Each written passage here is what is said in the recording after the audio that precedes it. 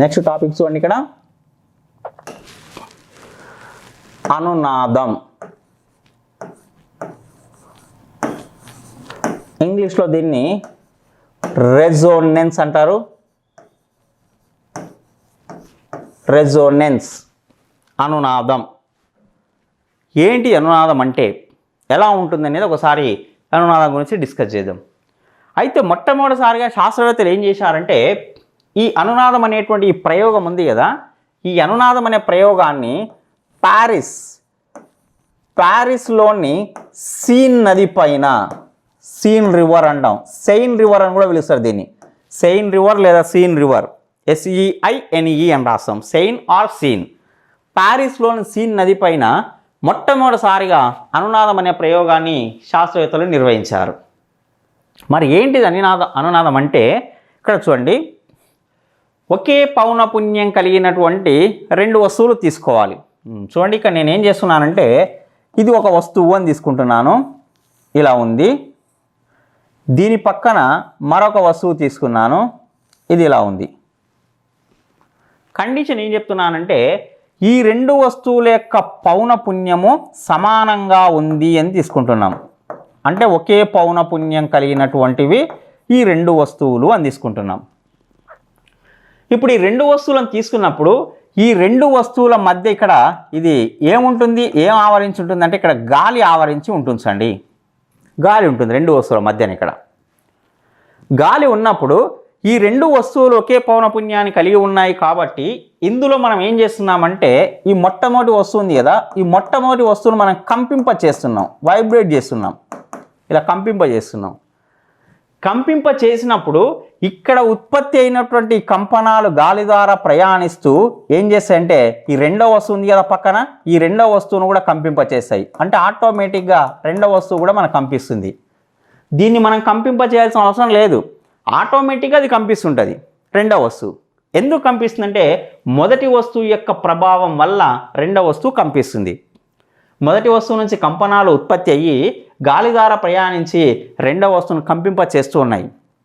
కాబట్టి ఒకే పౌనపున్యం కలిగినటువంటి రెండు వస్తువులలో ఒక వస్తువును కంపింప చేసినప్పుడు దీని ప్రభావం వల్ల రెండో వస్తువు కంపించడాన్ని ఏమంటారంటే అనునాదము అని చెప్పంటాం. రెజోనెన్స్ అని చెప్పని పిలుస్తారు ఇంగ్లీష్లో.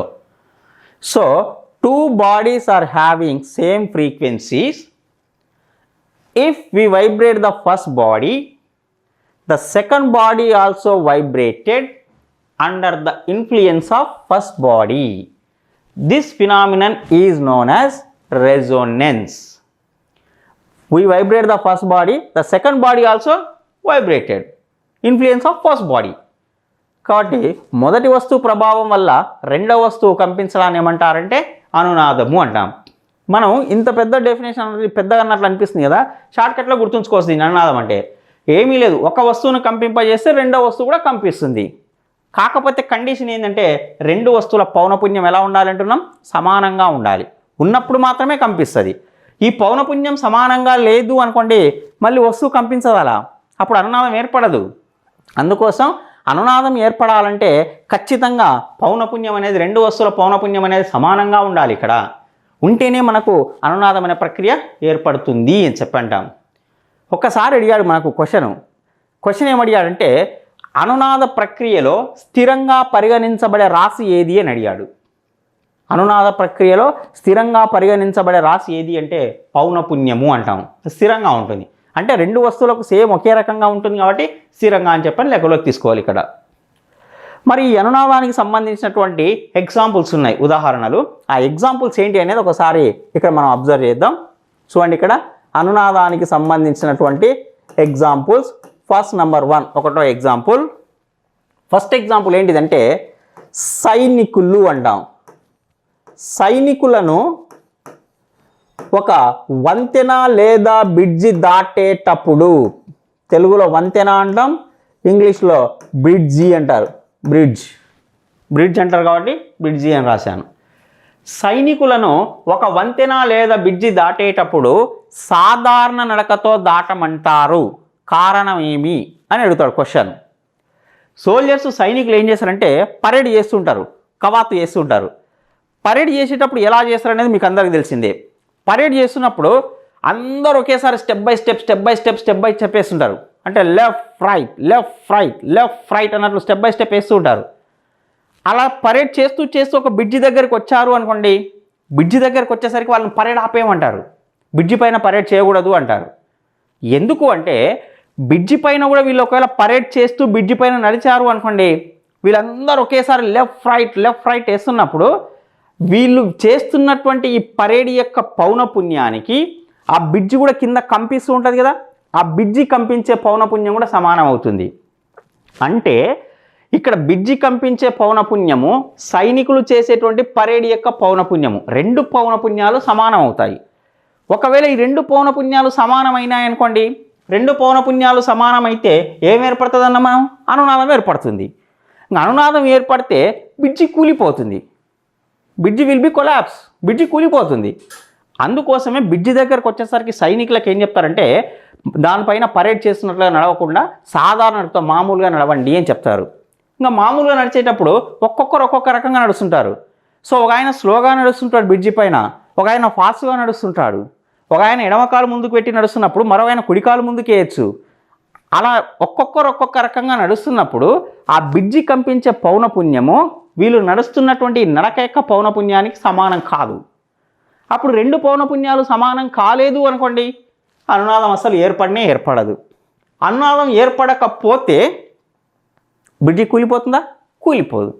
అందుకోసమే సైనికులను ఏం చేస్తారంటే కవాతు చేసేటప్పుడు అంటే పరేడ్ చేసేటప్పుడు ఎప్పుడైతే ఒక బ్రిడ్జి ఉందో ఆ బ్రిడ్జిను సాధారణ నడకతో దాటమంటారు అని చెప్పండాం.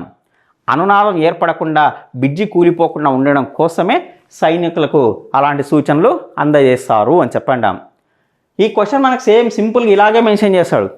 సైనికులను ఒక వంతెన లేదా బ్రిడ్జి దాటేటప్పుడు సాధారణ నడకతో దాటమనడానికి గల కారణం ఏమి అని అడుగుతాడు. అన్నప్పుడు మన సింపుల్ ఆన్సర్ ఏంటంటే ఇచ్చిన ఆప్షన్లలో అనునాదం ఎక్కడుందో చూసి అనునాదం అని చెప్పని మనం ఆన్సర్ పెట్టాలి. సో ఇది మనకు ఉన్నట్టు అనునాదానికి ఫస్ట్ ఎగ్జాంపుల్ అని చెప్పి అంటాం. అండ్ నెక్స్ట్ ఇప్పుడు సెకండ్ ఎగ్జాంపుల్ చూద్దాం. సెకండ్ ఎగ్జాంపుల్ ఏంటిదంటే రేడియో అంటాం. రేడియో అనేది అనునాదం అనే సూత్రంపై ఆధారపడి పనిచేస్తుంది. రేడియో ఏ సూత్రంపై ఆధారపడి పనిచేస్తుంది అంటే ఏం చెప్పాలి? అనునాదము. Radio works based on the principle of resonance. Radio works based on the principle of resonance. Radio అనేది అనునాదం అనే సూత్రంపై ఆధారపడి పనిచేస్తుంది. ఈ రేడియోను కనుగొన్న శాస్త్రవేత్త ఎవరు అంటే మార్కోని. రేడియోను కనుగొన్న శాస్త్రవేత్త ఎవరు అంటున్నాం? మార్కోని అనే శాస్త్రవేత్త కనుగొనేను అంటున్నాం. Radio invented by Marconi. మరి మనకందరికీ తెలుసు రేడియో ఎలా పనిచేస్తుంది, అనునాద ప్రక్రియ ఎలా జరుగుతుంది అంటే మనం ఏం చేస్తామంటే రేడియో ఆన్ చేస్తాం. ఇప్పుడు ఇంట్లో నాన్న చెప్తాడు రేడియో పెట్టరా, హైదరాబాద్ స్టేషన్ నుంచి పాటలు వస్తాయి రేడియో పెట్టు అంటాడు. రేడియోలో హైదరాబాద్ స్టేషన్ ఎక్కడ వస్తుందో నీకు తెలియదు, కానీ నువ్వు రేడియో ఆన్ చేసి ఆ ట్యూనర్ ఉంటుంది, ఆ ట్యూనర్ అటు ఇటు ట్యూనర్ తిప్పుతూ ఉంటావు. తిప్పుతున్నప్పుడు నీకు డౌట్ వచ్చి నాన్నని అడుగుతావు, నాన్న హైదరాబాద్ స్టేషన్ ఎక్కడ వస్తుంది నాన్న రేడియోలో అని చెప్పని. అప్పుడు మీ నాన్నగారు మీకు ఏం చెప్తారంటే రేడియోలో ఒక ముళ్ళు ఉంది కదా అంటాడు, ఒక ఇండికేషన్ ముళ్ళు ఉంటుంది కదా, ఆ ముళ్ళు ఉంది కదా దాన్ని మెల్లగా తిప్పుతూ వచ్చి కరెక్ట్ 350 అనే రీడింగ్ ఉంది కదా, ఆ 350 అనే రీడింగ్ పైన ఆ ముళ్ళును కరెక్ట్ కోయిన్సైడ్ చేయి హైదరాబాద్ స్టేషన్ నుంచి పాటలు వస్తాయని మీకు నాన్నగారు చెప్తారు. మీరేం చేస్తారంటే అప్పుడు దానిలో ఉన్నట్టు ఆ ట్యూనర్ మెల్లగా తిప్పుతూ వచ్చేసి కరెక్ట్ ఆ 350 అనే రీడింగ్ పైనే దాన్ని కోయిన్సైడ్ చేస్తారు. కరెక్ట్ 350 రీడింగ్ పైన ముళ్ళును పెట్టినప్పుడు రేడియో నుంచి మీకు హైదరాబాద్ స్టేషన్ నుంచి క్లియర్గా పాట వినిపిస్తూ ఉంటుంది. కానీ ఆ ముళ్ళు కొంచెం అటు కదిలినా కొంచెం ఇటు కదిలినా మళ్ళీ గరగర సౌండ్ వస్తుంటుంది. మరి ఆ 350 అనే రీడింగ్ పైన పెట్టినప్పుడు మాత్రమే మనకు అక్కడ పాటలు ఎందుకు వస్తున్నాయి అంటే ఆ 350 అనే రీడింగు రేడియోలో మీరు సెట్ చేసినటువంటి పౌనపుణ్యము అంటాం. పౌనపుణ్యం అది 300 కిలో హెడ్జెస్, 30 మెగా హెడ్జెస్ ఇలా మనకు రేడియోలో రీడింగ్స్ కనిపిస్తుంటాయి అన్నారు. కాబట్టి అది మీరు రేడియోలో సెట్ చేసినట్టు పౌనపుణ్యం. అయితే మనం ఏ స్టేషన్ నుంచి పాటలు వింటున్నాము అంటే హైదరాబాద్ స్టేషన్ నుంచి. హైదరాబాద్ స్టేషన్ నుంచి వచ్చే రేడియో తరంగాలు ఉన్నాయి కదా, హైదరాబాద్ స్టేషన్ నుంచి వచ్చే రేడియో తరంగాల పౌనపుణ్యానికి రేడియోలో మనం సెట్ చేసినటువంటి ఆ 300 అనేటువంటి హెడ్జ్ అనేటువంటి పౌనపుణ్యం ఉంది కదా, ఆ రెండు పౌనపుణ్యాలు సమానమవుతాయి. రెండు పౌనపున్యాలు సమానమైనప్పుడు అనునాదం అనే ప్రక్రియ ఏర్పడుతుంది కాబట్టి ఆ రేడియోలోంచి మాట లేదా పాట అనేది బయటికి వస్తుంది అని చెప్పంటాం. అందుకోసమే రేడియో అనేది అనునాదం అనే సూత్రంపై ఆధారపడి పనిచేస్తుంది అని చెప్పంటాం. ఎవరు కనుగొన్నారన్నాం రేడియోను? మార్కోని అనే శాస్త్రవేత్త అంటాం. మనం ఇంతకుముందు మనకు ఒక లాస్ట్ క్లాస్లో ఒక దగ్గర స్టార్టింగ్లో చెప్పాను, టేప్ రికార్డర్ అని కూడా చెప్పాను. టేప్ రికార్డర్ ఏ సూత్రంపై ఆధారపడి పనిచేస్తుంది అని చెప్పాను. టేప్ రికార్డర్ అనేది విద్యుదయస్కాంత ప్రేరణ అనే సూత్రంపై ఆధారపడి పనిచేస్తుంది అని చెప్పాను. Tape recorder works based on the principle of electromagnetic induction. But ఇక్కడ radio works based on the principle of resonance. ఇక్కడ రేడియోను కనుగొన్నది ఎవరు అంటే మార్కోని అన్నాం. అక్కడ మనం చెప్పినప్పుడు టేప్ రికార్డర్ కనుగొన్నది ఎవరు అంటే పౌల్సన్ అన్నాం. పౌల్సన్ అనే శాస్త్రవేత్త అన్నాం. మనం ఇంతకుముందు లాస్ట్ క్లాస్లో చెప్పాం పౌల్సన్ అని చెప్పని. కాబట్టి tape recorder invented by Poulsen, radio invented by Marconi అని చెప్పంటాం. So this is our second example, రెండో ఎగ్జాంపుల్ ఇది. నెక్స్ట్ మూడో ఎగ్జాంపుల్ చూడండి, థర్డ్ ఎగ్జాంపుల్. మూడో ఎగ్జాంపుల్ ఏంటిది అంటే ఇక్కడ చూడండి, థర్డ్ ఎగ్జాంపుల్, ఒక వాహనాన్ని స్థిరమైన వేగంతో నడిపినప్పుడు అంటాం.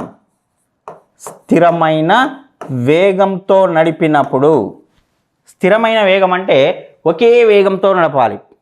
వాహనాన్ని స్థిరమైన వేగంతో నడిపినప్పుడు ఆ వాహనం నుంచి ఒక రకమైన మోత వినబడుతుంది అంటాం. అంటే ఒక రకమైన శబ్దం, మోత అంటాం, ర్యాట్లింగ్ సౌండ్ అంటారు. సో ఆ మోత వినిపించడానికి గల కారణం అంటే కూడా అనునాదమే అంటాం.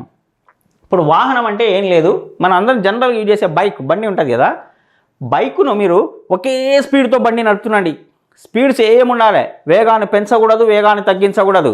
ఒకే స్పీడ్తో బండి నడుపుతున్నప్పుడు ఆ బండి నుంచి జుయ్యు అని ఒక సౌండ్ మీకు బయటికి వినిపిస్తూ ఉంటుంది. ఆ సౌండ్ని మనం ఇక్కడ మోత అని చెప్పని పిలుస్తున్నాం. ఆ సౌండ్ వినిపించడానికి గల కారణం అంటే కూడా అనునాదమే అని చెప్పంటున్నాం. మన సౌండ్ ఎందుకు వస్తుంది అంటే, ఇక్కడ బండిని మీరు ఒకే వేగంతో నడుపుతున్నప్పుడు బండి యొక్క ఇంజిన్ ఉంటుంది కదా, బండి యొక్క ఇంజిన్ కంపిస్తుంది. బండిలో ఉన్నటువంటి ఇతర భాగాలు కూడా కంపిస్తుంటాయి. బండిలో ఉన్న ఇతర భాగాలు కంపించే పౌనపున్యము, బండి యొక్క ఇంజిన్ కంపించే పౌనపున్యం.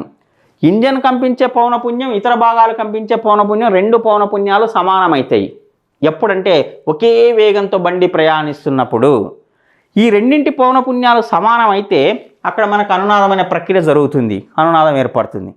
అనునాదం ఏర్పడుతుంది కాబట్టి ఆ వాహనం నుంచి మనకు ఆ మోత అనేటువంటి ఒక సౌండ్ అనేది బయటికి వినిపిస్తుంది అంటాం. దాన్ని ఇక్కడ ర్యాట్లింగ్ సౌండ్ అంటాం. Rattling sound produced by a vehicle when it is travelling with constant speed or constant velocity అని చెప్పంటాం. సో వై అంటే that is due to the resonance. So this is మనకు ఉన్నటువంటి మూడవది అంటాం. ఇక్కడ నాలుగో ఎగ్జాంపుల్ చూస్తే, ఇక్కడ నాలుగోది రాస్తున్నాను చూడండి, బాంబు విస్ఫోటనాలు జరిగినప్పుడు, బాంబు విస్ఫోటనాలు జరిగినప్పుడు, బాంబు విస్ఫోటనాలు జరిగినప్పుడు చుట్టుప్రక్కల ప్రదేశాలలో ఉన్నటువంటి ఇండ్ల యొక్క గోడలు కూలిపోతాయి బాంబు వేలినప్పుడు. ఇప్పుడు సపోజ్ ఫర్ ఎగ్జాంపుల్ ఒక దగ్గర ఒక ప్రదేశంలో బాంబు వేలింది, ఆ చుట్టుప్రక్కల ప్రదేశాల్లో ఇండ్లు ఉంటాయి కదా, ఆ ఇండ్లలో ఉండి గోడలకు బీటలు రావచ్చు, అంటే పగులు రావచ్చు, గోడలు కూలిపోవచ్చు, జరుగుతుంటాయి. మరి ఆ ప్రదేశంలో బాంబు వేలితే చుట్టుప్రక్కల ప్రదేశాల్లో ఉన్న ఇండ్ల యొక్క గోడలు ఎందుకు కూలిపోయాయి అంటే కూడా అనునాదమే అంటాం. మరి ఎందుకు ఇక్కడ అనునాదం ఎలా ఏర్పడుతుందంటే, మనకు ఒక ప్రదేశంలో బాంబు పేలింది అనుకోండి, ఆ ప్రదేశానికి చుట్టుప్రక్కల మనకి ఇండ్లు ఉంటాయి కదా, ఈ బాంబు పేలినప్పుడు వచ్చినటువంటి ధ్వని తరంగాలు ఉంటాయి కదా, ఆ ధ్వని తరంగాల ప్రభావానికి చుట్టుప్రక్కల ఉన్నటువంటి ఇండ్ల యొక్క గోడలు కంపిస్తాయి. ఈ బాంబు పేలినప్పుడు వచ్చిన సౌండ్కు గోడలు కంపించినప్పుడు ఇక్కడ బాంబు పేలినప్పుడు ఎంత సౌండ్ అయితే బయటికి వచ్చిందో ఆ వచ్చిన ధ్వని తరంగాల పౌనపున్యానికి ఈ గోడలు కంపించే పౌనపున్యం ఉంది కదా, కంపిస్తాయి కదా, ఈ గోడలు కంపించే పౌనపున్యం కూడా సమానం కావాలి.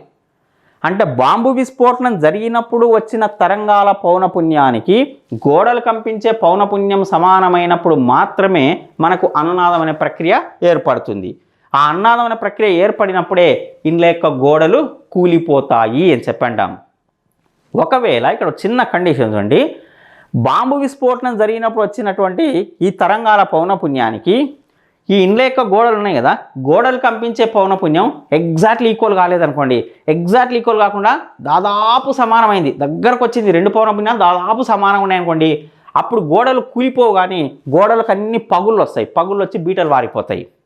అందుకోసమే ఇక్కడ క్వశ్చన్ ఏమంటారంటే, బాంబు విస్ఫోటనాలు జరిగినప్పుడు, బాంబు విస్ఫోటనాలు జరిగినప్పుడు చుట్టుప్రక్కల ఉన్నటువంటి ఇండ్ల యొక్క గోడలు కూలిపోవడానికి గల కారణం ఏమి అంటే కూడా అనునాదము అని చెప్పంటాం. సో ఇది మనకు ఉన్నటువంటి 4వ ఎగ్జాంపుల్ అంటాం. ఇక నెక్స్ట్ 5వ ఎగ్జాంపుల్, 5th ఎగ్జాంపుల్స్ అండి. 5వ ఎగ్జాంపుల్ ఏంటిదంటే, ఇక్కడ ఒక సంగీత విద్వాంసుడు అంటాం. ఒక సంగీత విద్వాంసుడు తన సంగీతం చేత, ఒక మ్యూజిషియన్. సో ఒక సంగీత విద్వాంసుడు తన సంగీతం చేత కిటికీల యొక్క గాజు తలుపులను పగులగొట్టడానికి గల కారణం ఏమి అంటే కూడా అనునాదమే అంటాం. ఇక్కడ ఏ ఇనుపరాడో లేకపోతే ఏ వస్తువు తీసుకొని గాజు వస్తువులను పగలగొట్టాడు, సంగీతము చేత, సంగీత తరంగాల చేత సంగీత విద్వాంసం ఏం చేస్తాడంటే, ఇంటికి గాజు తలుపులు కనుక ఉంటే ఆ గాజు తలుపులను పగలగొట్టగలుగుతాడు, సంగీత తరంగాల చేతనే పగిలిపోతుంటాయి. ఎందుకు అంటే అనునాదం. మరి అక్కడ ఎలా ఏర్పడుతుంది అనునాదం అంటే, ఇప్పుడు మనం ఒక రూమ్లో సంగీత కచేరీ ఏర్పాటు చేసుకున్నాం, ఆ రూమ్కు చుట్టుప్రక్కల మొత్తం కిటికీలు ఉంటాయి, కిటికీలకు అన్ని గాజు తలుపులు పెట్టాం. గాజు తలుపులు పెట్టినప్పుడు ఈ రూమ్లో సంగీత కచేరీ జరుగుతుంది అనుకోండి, సంగీత కచేరీ జరుగుతున్నప్పుడు సంగీత తరంగాలు బయటికి ఉత్పత్తి అవుతుంటాయి. ఉత్పత్తి అవుతున్నప్పుడు ఆ సంగీత తరంగాల యొక్క పౌనపున్యం ఎంతో కొంత ఉంటుంది. ఉన్నప్పుడు ఆ సంగీత తరంగాల ప్రభావానికి ఈ కిటికీలు కూడా కంపిస్తూ ఉంటాయి. మనం కిటికీ దగ్గరికి వెళ్ళి మెల్లగా చెవి పెట్టినాం అనుకోండి, కిటికీ దన్ దన్ దన్ దన్ దన్ ఇట్లా కంపిస్తూ ఉంటుంది. అయితే ఈ గదిలో వెలువడినటువంటి సంగీత తరంగాల పౌనపున్యానికి ఆ కిటికీ కంపించే పౌనపున్యం కనుక సమానమయ్యింది అనుకోండి, అప్పుడు రెండింటి పౌనపున్యాలు సమానమైపోతాయి. అలా సమానమైన సందర్భంలో అనునాదం ఏర్పడుతుంది. కాబట్టి ఆ సందర్భంలో మాత్రమే ఆ కిటికీలకు ఏవైనా గాజు పలకలు కనుక ఉంటే గాజు పలకలు పగిలిపోతాయి అని చెప్పండాం. అంతా కూడా ఎందుకు, మీరు ఒక డెక్, ఒక యాంప్లిఫైర్ను డెక్ అని పిలుస్తుంటాం కదా, అది గట్టిగా పెద్దగా సౌండ్ పెట్టండి, పెద్దగా సౌండ్ పెట్టి కిటికీ దగ్గరికి వచ్చి మీరు మెల్లగా చెవు ఆనిచ్చి దానికి వింటూ ఉండండి, ఆ కిటికీ దన్ దన్ దన్ దన్ దన్ దన్ దన్ ఇలా కంపిస్తూ ఉంటుంది. అయితే ఇక్కడ మీరు యాంప్లిఫైర్ పెట్టినప్పుడు యాంప్లిఫైర్ నుంచి సౌండ్ బయటికి వస్తుంది కదా పెద్దగా, ఆ వచ్చేటువంటి ధ్వని తరంగాల పౌనపున్యానికి ఇక్కడ కిటికీకి గాజు తలుపులు ఉన్నాయి కదా, ఈ గాజు తలుపులు కంపించే పౌనపున్యం సమానమైంది అనుకోండి, అప్పుడు కూడా ఈ గాజు తలుపులు పగిలిపోతాయి ఆ డెక్ యొక్క ప్రభావానికి, అక్కడి నుంచి వచ్చే సౌండ్ ప్రభావానికి. కాబట్టి వీటన్నిటికి ఆన్సర్ ఏది అంటే అనునాదమే అని చెప్పంటాం. సో ఇది మనకు ఉన్నటువంటి అనునాదం అనే ప్రక్రియ అని చెప్పంటాం. కాబట్టి అనునాదం అంటే ఒకసారి చూడండి, మొట్టమొదటిసారిగా అనునాదం అనే ప్రయోగాన్ని ఎక్కడ నిర్వహించారంటే ప్యారిస్లోని సీన్ నది పైన అనునాదం అనే ప్రయోగాన్ని నిర్వహించడం జరిగింది అంటున్నాం. అనునాదం అంటే డెఫినేషన్ ఏం చెప్తున్నామంటే చూడండి, ఒకే పౌనపున్యం కలిగినటువంటి రెండు వస్తువులలో మొదటి వస్తువును కంపింప చేసినప్పుడు దాని ప్రభావం వల్ల రెండవ వస్తువు కూడా కంపించినట్లయితే ఆ ప్రక్రియను అనునాదం అంటారు అని చెప్పన్నాము. సో అది డెఫినేషన్ అన్నాం. ఇంకా ఎగ్జాంపుల్ దాని ఒకసారి మనకు వే ఆఫ్ క్వశ్చనింగ్ ఎలా ఉంటుంది, ఎగ్జామ్లో ఎలా అడుగుతాడు అనేది ఒకసారి ఎగ్జాంపుల్ చెప్తున్నాం చూడండి. ఫస్ట్ ఎగ్జాంపుల్ ఏమని అడుగుతారంటే, సైనికులు ఒక వంతెన లేదా బ్రిడ్జి దాటేటప్పుడు సాధారణ నడకతో దాటమంటారు, కారణం ఏమి అని అడుగుతాడు. అడిగినప్పుడు ఆన్సర్ అనునాదము అని చెప్పాలి. క్రింది వాటిలో రేడియో ఏ సూత్రంపై ఆధారపడి పనిచేస్తుంది? రేడియో ఏ సూత్రం అన్నప్పుడు ఏం చెప్తాం, అనునాదంపై ఆధారపడి పనిచేస్తుంది అనాలి. ఇంకా ఎవరు కనుగొన్నారు రేడియోను అంటే మార్కోని అని చెప్పంటాం. ఇక థర్డ్ క్వశ్చన్, ఒక వాహనాన్ని స్థిరమైన వేగంతో నడిపినప్పుడు ఆ వాహనం నుంచి ఒక రకమైన మోత వినిపించడానికి గల కారణం ఏమి అంటే అనునాదము అని చెప్పంటాం. ఇక నాలుగవది, బాంబు విస్ఫోటనాలు జరిగినప్పుడు చుట్టుప్రక్కల ప్రదేశాలలోని ఇండ్ల యొక్క గోడలు కూలిపోవడానికి కారణమేమి అని అడుగుతాడు. అనునాదము అని చెప్పాలి. ఒక సంగీత విద్వాంసుడు తన సంగీతం చేత కిటికీల యొక్క గాజు తలుపులు పగలగొట్టడానికి గల కారణం ఏమంటే కూడా అనునాదమే అనాలి. సో ఇవన్నీ కూడా మనకు అనునాదానికి సంబంధించినటువంటి ఎగ్జాంపుల్స్ అంటాం. ఇది మనకున్నటువంటి అనునాదం అనేటువంటి టాపిక్ అని చెప్పి అంటాం. అనునాదంలో స్థిరంగా పరిగణించబడే రాశి ఏదంటున్నాం? పౌనపున్యం. Frequency consider as a constant అని చెప్పి అంటాం. సో ఇది అనునాదం. దీని తర్వాత ఇక్కడ మనకు సంగీత ధ్వనులు. సంగీత ధ్వనులు అనే టాపిక్ ఉంది. ఆ సంగీత ధ్వనులు ఏంటివి, ఎన్ని రకాలు ఉంటాయి అనేది ఒకసారి సంగీత ధ్వనుల గురించి మనం ఇక్కడ డిస్కస్ చేద్దాం. రాస్తున్నాను చూడండి. సంగీత ధ్వనులు, మ్యూజికల్ సౌండ్స్.